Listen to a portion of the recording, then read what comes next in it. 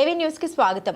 జనగామ జిల్లా స్టేషన్ గన్పూర్ మండలంలోని శివునిపల్లి గ్రామంలోని పాలిటెక్నిక్ కళాశాలలో వన మహోత్సవ కార్యక్రమంలో భాగంగా వరంగల్ పార్లమెంట్ సభ్యురాలు డాక్టర్ కడియం కావ్య, మాజీ ఉప ముఖ్యమంత్రి స్టేషన్ గన్పూర్ శాసనసభ్యులు కడియం శ్రీహరి, జిల్లా కలెక్టర్ రిజ్వాన్ బాషా షేక్, ఫారెస్ట్ ఆఫీసర్ లావణ్య ముఖ్య అతిథులుగా పాల్గొని మొక్కలు నాటారు. అనంతరం ఏర్పాటు చేసిన సమావేశంలో ఎంపీ డాక్టర్ కడియం కావ్య మాట్లాడారు. భూమండలంలోని సమస్త ప్రాణుల జీవన మనుగడకు చెట్లే ఆధారమని, భవిష్యత్ తరాలకు ఇబ్బందులు రాకుండా ఉండాలి అంటే మనిషికి 5 మొక్కలు నాటడం తో పాటు మొక్కలను సంరక్షించు పెంపకాల బాధ్యతల్ని తీసుకోవాలని సూచించారు. మన భవిష్యత్ తరాలకు అందించాల్సింది ఆస్తులు కాదు, ప్రకృతిని అందించాలని అన్నారు.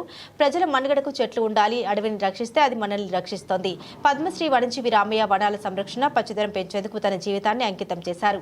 ఈ కార్యక్రమంలో జనగామ జిల్లా additional collector Pinkesh, DFO Lavanya, DPO Anil Kumar, DRDO Mogulappa, RDO Venkanna, కళాశాల ప్రిన్సిపల్ పోషయ్య, ఎంపీడీఓ ఉమాదేవి, ఇతర అధికారులు తదితరులు పాల్గొన్నారు. Our beloved leader, MLA Station Gannpur, Kadiam Srihari garu, మరియు MP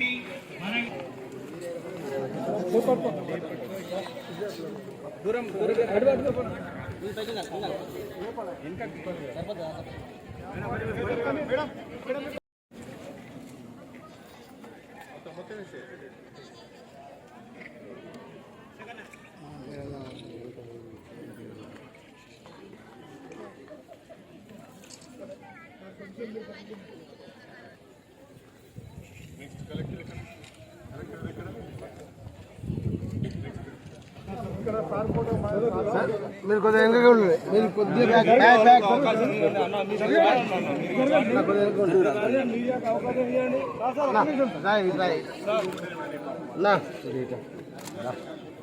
ఓకే సార్.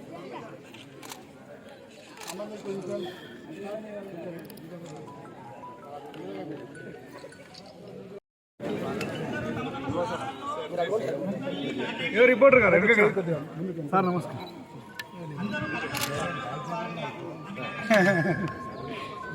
సార్ మీరు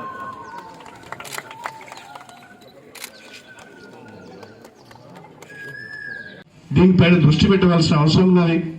మనము రాష్ట్రంలోనే 33 జిల్లాలలో మీరు చెప్పిన దాని ప్రకారము గ్రీన్ కార్పెట్ లో చివరి స్థానంలో ఉన్నాం. దీన్ని కనీసం ఒక 10వ స్థానం వరకైనా లాక్కెళ్లే ప్రయత్నం చేయాలి. వరుసగా ఒక 2-3 ఇయర్స్ కంటిన్యూస్ గా కనుక డ్రైవ్ పెట్టినట్లయితే తప్పకుండా దీన్ని అచీవ్ చేయడానికి అవకాశం ఉంటుంది. కాబట్టి ఆ దిశగా మనం ప్రయత్నం చేయాలని చెప్పి ఈ సందర్భంగా నేను మీ అందరినీ కోరుతున్నా. ప్రధానంగా గ్రీన్ కవరేజ్ కొరకు కూడా మన రాష్ట్ర ప్రభుత్వం గ్రీన్ ఫండ్ కూడా ఒకటి ఏర్పాటు చేసింది. ఆ గ్రీన్ ఫండ్ నుంచి కూడా మనము డబ్బులను తీసుకునే అవకాశం ఉంటుంది. మీ జిల్లా కలెక్టరేట్ లో కూడా గ్రీన్ ఫండ్ ఉంటుంది.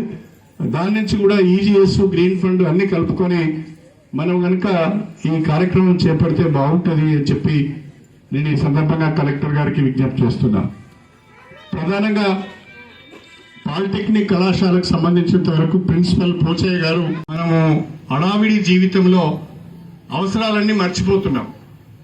దయచేసి మీ అందరినీ నేను కోరేది ఒకటే, మన పొలాల దగ్గర, మన బావుల దగ్గర, అదేవిధంగా మన ఇంటి దగ్గర కనీసం ఒక 4-5 మొక్కలు, పండ్ల మొక్కలైనా పర్వాలేదు, నాటుకుంటే బాగుంటుంది, వాటిని పెంచుకుంటే బాగుంటుంది. ఆ రకంగా మనము పెద్ద ఎత్తున చెట్లను పెంచే కార్యక్రమం చేద్దాం.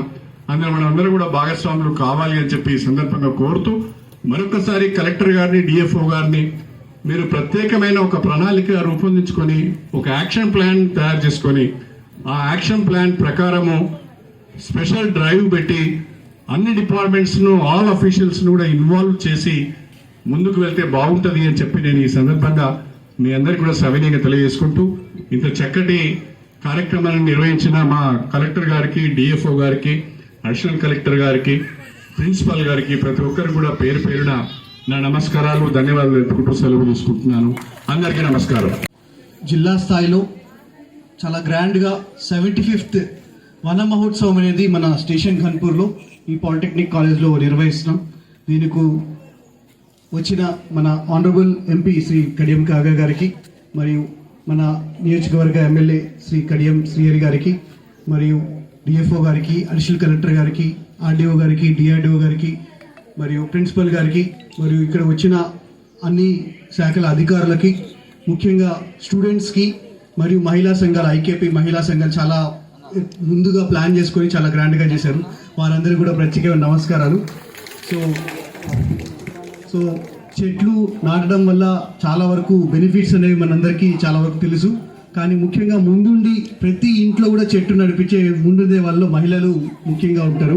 సో మీ పెరట్లో ఉన్న మొక్కల్ని ఎలా అయితే ప్రేమించి ఎలాగైతే మీరు చూసుకుంటారో, అదేవిధంగా ఈ వన మహోత్సవంలో మనం ఏదైతే చెట్లు నాటుతున్నారో వాటిని కూడా సంరక్షించాల్సిన బాధ్యత మనందరికీ ఎంతగానో ఉంది. సో మన జిల్లా టార్గెట్ 26 lakhs ఉన్నాయి. అందులో ఆల్మోస్ట్ 6 lakhs వరకు మళ్ళీ హోమ్ స్టే డిస్ట్రిబ్యూషన్ కూడా. సో ఒక 15 రోజుల్లో మేము కూడా ఇంటింటికి గ్రామ పంచాయత్ నర్సరీలో మనం అయితే పెంచామో నర్సరీ నుంచి వచ్చిన మొక్కలు కూడా అందరికీ కూడా పంచడం జరుగుతుంది. వాటిని కూడా సంరక్షించుకుంటూ ఇంటి దగ్గర పెంచవలసిందిగా కోరుతున్నాము. అదేవిధంగా మన జిల్లాలో ఉన్న ఇన్స్టిట్యూషన్స్ అన్నిటినీ కూడా కవర్ చేసుకుంటూ యాక్షన్ ప్లాన్ చేస్తాము. సో దాని ప్రకారం మళ్ళీ గవర్నమెంట్ ఇన్స్టిట్యూషన్స్, ఎడ్యుకేషన్ ఇన్స్టిట్యూషన్స్, గ్రామ పంచాయత్ బిల్డింగ్స్ కానీ అన్ని చుట్టుపక్కల పెరిమీటర్స్లో కూడా will be planning the plantation programme. So very happy that మంచి క్యాంపస్ ఇది. So I congratulate the principal గారు for very good maintaining of the campus. So last year చేసిన ప్లాంటేషన్ కూడా చూస్తే చాలా వరకు మీరు చూసే ఉంటారు. Height of the plants also increase. So survival is also very good year.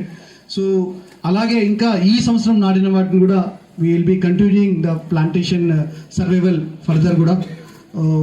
అదేవిధంగా ప్లాంటేషన్తో పాటు ఇది ఈజీఎస్లో మహిళలు ఎక్కువ మంది ఈ వన మహోత్సవ ప్రోగ్రాంకి సభాధ్యక్షులుగా ముఖ్య అతిథిగా విచ్చేసినటువంటి మన స్టేషన్ గన్పూర్ ఎమ్మెల్యే కడియం శ్రీహరి గారికి, కలెక్టర్ రిజ్వాన్ బాషా గారికి, డిఎఫ్ఓ లావణ్య గారికి, అడిషనల్ కలెక్టర్ పింకేష్ గారికి, అలాగే మన డిఆర్డిఓ మొగలప్ప గారికి, అట్లాగే ఆర్డిఓ వెంకన్న గారికి, మన కాలేజ్ ప్రిన్సిపల్ పోషయ్య గారికి, ఎంపీడీఓ ఉమాదేవి గారికి, station Ghanpur special officer Kondala Reddy గారికి, సిఇఓ అనిల్ కుమార్ గారికి, ఇతర ముఖ్యులకి, ఇక్కడ ఉన్న కాలేజ్ స్టాఫ్కి మరియు మీడియా మిత్రులందరికీ మరియు స్టేషన్ గన్పూర్ ప్రముఖులందరికీ కూడా నమస్కారాలు.